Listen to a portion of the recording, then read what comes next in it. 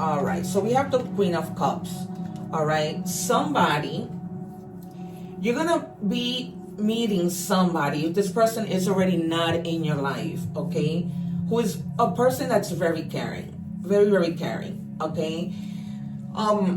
You're gonna be receiving something because the Queen of Cups receives, okay.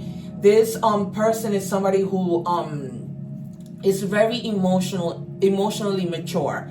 They don't have time for games.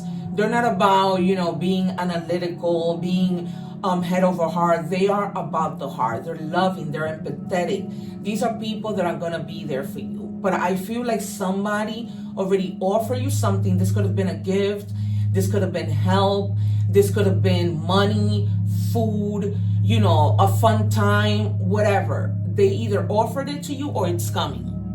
All right, you guys, it's coming in very strong with this Queen of Cups. Then you have the Knights of Swords, something else that's coming in very, very fast. Okay, and now it is as if things are working in the right direction. However, try not to be impatient, okay? Because sometimes when we're impatient, we get into like this heroic mood and we think that by doing things quickly, things are gonna come out better. No, if it always happens in God's timing, because God knows when the timing is perfect, right?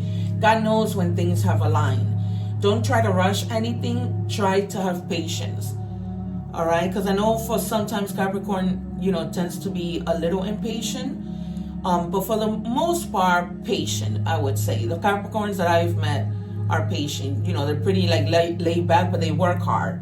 Okay, so don't suppose that this might come in during the time that you're feeling like you're imperfect, right? And you might be like, no, I don't feel like I'm doing things right. I don't feel like I'm doing things that the way that I should be doing them. You begin to feel like you're not doing things right, like you're just a waste of time, right?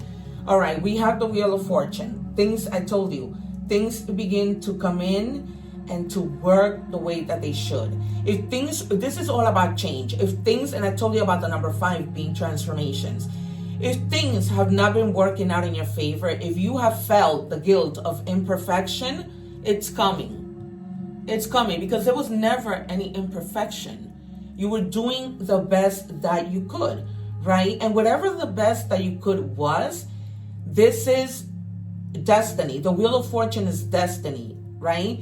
It's about, this is what was supposed to happen. The way that it happened is the way that it's supposed to happen. It's just going to be a turning point of good luck and fortune.